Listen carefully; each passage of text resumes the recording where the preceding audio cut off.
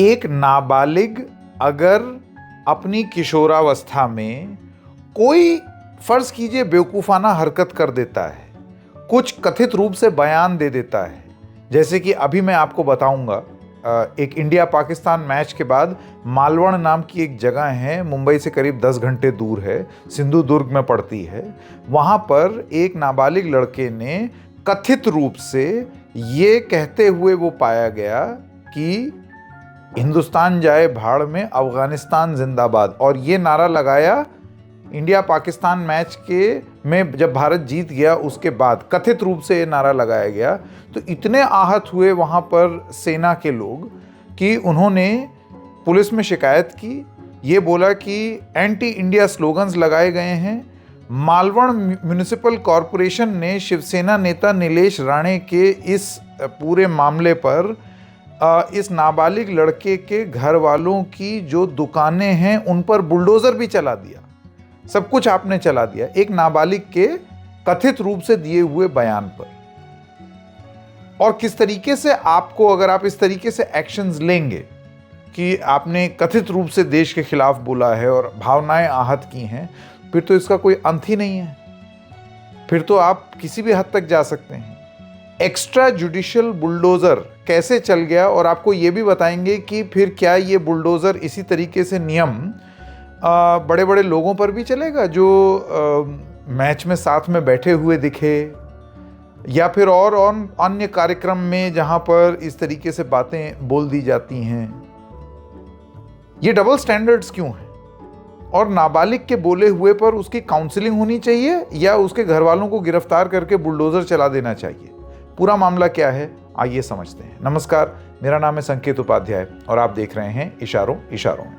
तो ये मामला है मालवण का। जैसे मैंने आपको बताया, मालवण सिंधुदुर्ग ज़िले में आता है, महाराष्ट्र के। अगर आप ऐसे मैप देखें तो आप ये समझ लीजिए कि ऑलमोस्ट आप गोवा पहुंच ही गए, इतना फ़र्क है। 10 घंटा दूर है मुंबई से, and it is further down. वो आपका जो कोस्टल बेल्ट है उसी में ये मालवण पड़ता है। और यहाँ पर एक मामला आया, ये था संडे को जब भारत और पाकिस्तान का मैच हुआ। उस मैच में जब भारत जीत गई तब कथित रूप से ये बताया जा रहा है चैंपियंस ट्रॉफी के इस मैच में कि एक नाबालिग लड़का वो सुना गया ये नारा लगाते हुए एंटी इंडिया नारे। जब और सवाल पूछे गए कि क्या एंटी इंडिया नारे हैं, तो मैं आपको यहाँ पर बता दूँ कि एक कंप्लेन हुई सचिन संदीप वरडकर, हडी विलेज है मालवण में, उन्होंने एक शिकायत की। और इसके बाद ये शिकायत शिवसेना के जो नीलेश राणे हैं उन्होंने कर दी म्यूनिसिपल कॉरपोरेशन से कि इनके खिलाफ सख्त कार्रवाई की जाए। आप जानते हैं हाउ पॉलिटिक्स वर्क्स, एक चीज़ में पॉइंट प्रूव करने के लिए दूसरी पॉइंट। अब मैं आपको नाम बताऊंगा जो जो लोग गिरफ्तार हुए हैं, तो उससे आप ये समझ जाएंगे कि ये कैसे परफेक्टली राजनीति को सूट करता है। इसमें एंटी इंडिया बात बोल करके और वो छौंका और तड़का लगा करके किस तरीके से आप बिल्कुल एक ग्राउंड तैयार कर सकते हैं पॉलिटिकल, ये बताने के लिए कि जो ऐसा करेगा उसके खिलाफ सख्त कार्रवाई। तो उसके बाद जो वहाँ की पुलिस है, मालवण की पुलिस, उसने गिरफ्तार किया है, पुलिस ने गिरफ्तार किया है कतबुल्ला खान को, 38 साल के हैं, और आयशा खान को 35 साल की हैं। ये माँ और बाप हैं इस नाबालिग लड़के के जिसने कथित रूप से बयान दिए थे। जब पुलिस से ये पूछा गया कि आप ये बताएंगे कि उसने क्या बोला, कंप्लेंट में क्या है, कि वो क्या नारे दे रहा था, तो सबसे पहले मैं आपको ये बता दूं कि नारों पर मैं अभी आऊँगा और उस पर आप सोचिएगा, ज़रा गौर फरमाइएगा। तो पुलिस ने भारतीय न्याय संहिता के कुछ सेक्शंस लगाए हैं। Sections 196(1)A promoting enmity between different groups on grounds of religion, फिर 197(1)A और 197(1)C imputations assertions prejudicial to national integration, 131 punishment for assault or criminal force otherwise than on grave provocation, and 35 joint criminal liability when two or more individuals act in furtherance of common intention।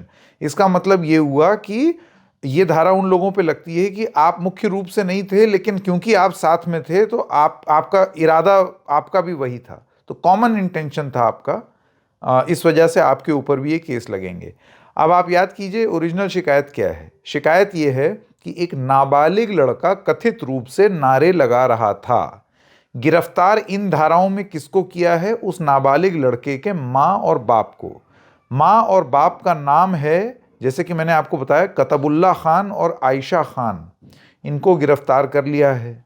इन पर धाराएं ये लगाई हैं कि आप अलग अलग धर्मों में नफरत फैला रहे थे, नेशनल इंटीग्रेशन के खिलाफ बात बोल रहे थे, और ये criminal force otherwise than on grave provocation और joint criminal liability common intention, कि आपके भी इरादे वही थे। ये सब धाराएं लगी हैं।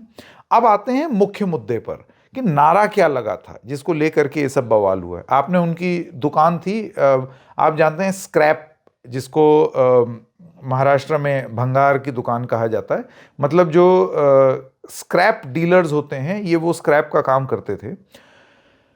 तो मुख्य रूप से आरोप है कथित रूप से एंटी इंडिया स्लोगन लगाए।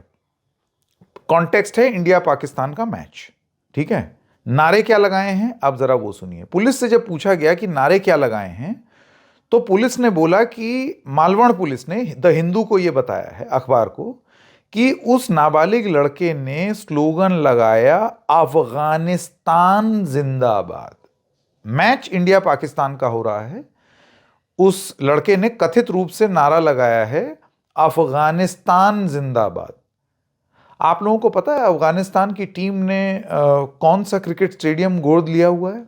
कहां से उन्होंने अपना बेस बनाया है? कहां से वो खेलते हैं? ग्रेटर नोएडा। ग्रेटर नोएडा में क्रिकेट स्टेडियम में अफगानिस्तान की टीम खेलती है, यहीं पर वो ट्रेन होती है, यही उनका कैंप है, यही उनका बेस है। ग्रेटर नोएडा कहाँ है? हिंदुस्तान में। ग्रेटर नोएडा और स्पेसिफिकली कौन से राज्य में है? उत्तर प्रदेश में। उत्तर प्रदेश में मुख्यमंत्री कौन है? योगी आदित्यनाथ। कौन सी पार्टी से हैं? भारतीय जनता पार्टी। बुलडोजर न्याय का जन्म कहाँ हुआ? उत्तर प्रदेश में। तो अफगानिस्तान जिंदाबाद कह देने से अगर देश आहत हो रहा है, तो फिर तो ग्रेटर नोएडा में काहे खेल रही है अफगानिस्तान की टीम? पहली बात तो ये है। और धाराएं आपने माँ बाप पर लगा दी। नारा कथित रूप से नाबालिग लड़के ने दिया। ज़रूरत थी काउंसलिंग की, लेकिन अपनी राजनीति के तहत जब लोग गए, पुलिस पर दबाव बनाया, तो पुलिस प्रशासन दबाव में आकर के उन्होंने ये कार्रवाई करते हुए दिखाया। लोगों को दिखा दें, प्लस नाम भी कतबुल्ला खान आयशा खान है, तो आपको सूट भी करता है ये दिखाने के लिए कि देखा हमने सेट कर दिया। ये सारी चीज़ें हो गई। अब आते हैं इससे जुड़ी हुई एक और चीज़ पर। आपको ये बताते हैं कि अगर ये एक्शन यहाँ हो रहा है, तो फिर उसी मैच की अगर हम बात करें, मैच इंडिया और पाकिस्तान का, जो मैच दुबई में हो रहा था, आप जानते हैं उस मैच में एक पाकिस्तान के प्लेयर हैं शाहिद अफरीदी, वो बैठे हुए थे। शाहिद अफरीदी के बगल में कौन बैठा हुआ था पता है आपको? ये तस्वीर देखिए, पहचानते हैं आप इनको? ये हैं अनुराग ठाकुर। बिल्कुल सही पहचाना आपने। तो फिर तो मालवण में जो सेना के नेता हैं और मालवण पुलिस है और प्रशासन है, वो तो इससे भी बहुत आहत हो जाने चाहिए कि दुश्मन मुल्क के साथ आप बैठ कैसे गए। मैच तक तो आप पाकिस्तान में खेल नहीं रहे हैं क्योंकि आपने एक प्रिंसिपल्ड पोजीशन ली है, तो फिर आप मैच में साथ में बैठ क्यों गए हैं? क्या इस पर कोई बोलेगा? या फिर दो अलग अलग स्टैंडर्ड्स हैं, एक कतबुल्ला खान और आयशा खान के पुत्र के लिए अलग स्टैंडर्ड और एक अनुराग ठाकुर के लिए एक अलग स्टैंडर्ड। अनुराग ठाकुर शाहिद अफरीदी के साथ बैठ सकते हैं। अनुराग ठाकुर जो हैं वहाँ पर, अब ये भी कहा जा सकता है ना, देखिए ये प्रॉब्लम यही है, तर्क को कुतर्क बनाने की 100 वजहें होती हैं, लेकिन यहाँ पर भी क्या मालवण में जो हुआ वो तर्क का कुतर्क हो गया। एक नाबालिग ने अगर कुछ नारे दिए और भी कथित रूप से, पहले तो ये साबित होगा कि वो नारे दिए भी या नहीं।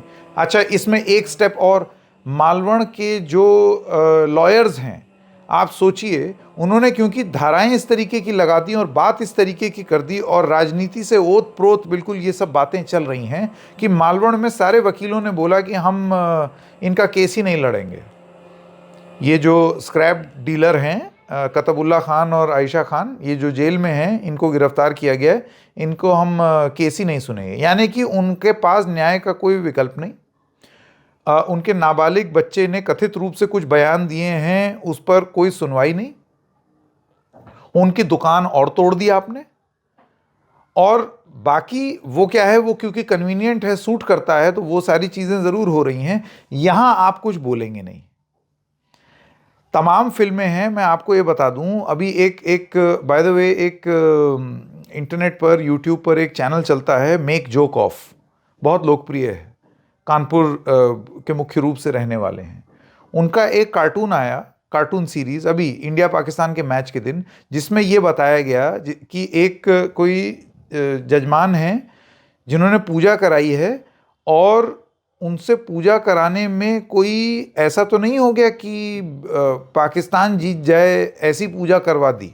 ये पूरा प्लॉट है। ये कंफ्यूजन हो गया कि हमने यज्ञ तो करा दिया जीतने का, लेकिन इंडिया के जीतने का या पाकिस्तान के जीतने का, इस चीज़ पर। अब तर्क का कुतर्क तो इस तरीके से हो सकता है कि आप इस पर भी आपत्ति ले लें कि कैसे आपने पाकिस्तान का यज्ञ होते हुए दिखा दिया। इस पर तो तुरंत क्या करेंगे, यूट्यूब चैनल बंद करवा देंगे कि वो दुकान पे बुलडोजर चलवा देंगे। कहीं तो कोई लॉजिक होना चाहिए ना। और इसी वजह से सुप्रीम कोर्ट ने बुलडोजर न्याय पर रोक लगाई थी, इसी वजह से सुप्रीम कोर्ट में ये सब मामले गए थे। लेकिन उसको भी कैसे सरकमवेंट किया जाता है आप देख लीजिए। कागजी कार्रवाई में कहीं भी इसको बुलडोजर न्याय नहीं दिखाया जाएगा, इसको म्युनिसिपल एक्शन दिखाया जाएगा कि ये इन्होंने अतिक्रमण किया था तो हमने कर दिया। लेकिन मीडिया की रिपोर्टिंग में और अपने बोल में आप हर जगह जाकर के यही बताएंगे कि हमने इस वजह से किया। लिखा पढ़ी में वो चीज़ नहीं होगी। इसी तरीके से टारगेटेड हमले होते हैं। अगर उस नाबालिग लड़के ने भारत विरोधी नारे लगा दिए, अव्वल वो नाबालिग है, तो उसके हिसाब से कानून, जब ये सवाल पूछा गया तो पुलिस, मालवण पुलिस ने कहा इसी वजह से हमने लड़के को गिरफ्तार नहीं किया है, माँ बाप को गिरफ्तार कर दिया है। तो क्या आरोप यह है कि माँ बाप वो नारा लगवा रहे थे? क्या आरोप यह है कि वो माँ बाप कह रहे थे कि तुम ये नारा लगाओ? तो ऐसे में आपने माँ बाप को दोषी ठहरा करके और उसके बाद उनकी दुकान भी तुड़वा दी, और फिर उनके पास कोई लीगल रिकोर्स नहीं है क्योंकि कोई वकील उनकी सुनवाई नहीं करेगा। ऐसे मामलों में फिर क्या हो? ज्यादा से ज्यादा इस तरीके का मामला काउंसलिंग का मामला होता है, जिसमें पुलिस वाले बैठ करके, अगर सपोज से फॉर इंस्टेंस फर्ज कीजिए, मान लेते हैं कि उसने देश विरोधी नारे लगाए। एक मीडिया रिपोर्ट में यह कहा जा रहा है कि वो हिंदुस्तान मुर्दाबाद बोल दिया था। नहीं बोलना चाहिए भाई। कैसे आप अपने देश से प्यार करते हैं, आप इस तरीके की बात कैसे बोल सकते हैं? This is not acceptable. ये एक्सेप्टेबल नहीं है। तो इसमें उस नाबालिग को क्या इस बात के लिए गिरफ्तार कर लिया जाएगा? या फिर पुलिस वाले बहुत सख्ती से ये चीज बोलें कि देखो, डोंट डू दिस, इससे भावनाएं आहत हो सकती हैं। आप देश के बारे में बताइए कि क्यों बोल रहे हो, ये किसने बोला है तुम्हें, ऐसे ऐसे क्यों भाव उत्पन्न हो रहे हैं? और दूसरी चीज, अफगानिस्तान जिंदाबाद अगर कोई बोल रहा है तो हम तो अफगानिस्तान की टीम को होस्ट करते हैं हमारे यहां। मैं कितने सारे लोगों को जानता हूं कि जब अफगानिस्तान हिंदुस्तान का मैच होगा तो ऑब्वियसली दिल हमारा इंडियन टीम के लिए ही धड़केगा। लेकिन कई बार ऐसा होता है कि अफगानिस्तान की टीम किसी के अगेंस्ट खेल रही होती है तो हिंदुस्तान में तमाम ऐसे लोग हैं, they root for Afghanistan including me. तो अब क्या मुझको गिरफ्तार कर लिया जाएगा? ग्रेटर नोएडा में अफगानिस्तान की टीम खेल रही है तो क्या वो स्टेडियम के जो संचालन कर रहे हैं उनको गिरफ्तार कर लिया जाएगा? उत्तर प्रदेश में बीजेपी की सरकार है तो क्या बीजेपी अपने ही ऊपर बुलडोजर चला ले कि अफगानिस्तान की टीम यहां क्यों खेल रही है? तो तर्क को कुतर्क मत होने दीजिए, सबसे बड़ी बात। और दूसरी चीज, चाहे किसी ने कुछ भी किया हो, क्या इस नाबालिग लड़के के माँ बाप को हक नहीं है लीगल रिकोर्स का? अगर वकील ही नहीं मिलेगा तो फिर उनको न्याय कैसे मिलेगा? ये बयान कथित हैं, हमें मालूम भी नहीं है कि दिए गए हैं या किसी ने सेट करने के लिए उनके ऊपर यह आरोप लगा दिया है। न्याय मिलेगा, हम देखेंगे। इशारों इशारों में बस इतना ही। फिर मिलेंगे किसी और मुद्दे के साथ। तब तक के लिए नमस्कार।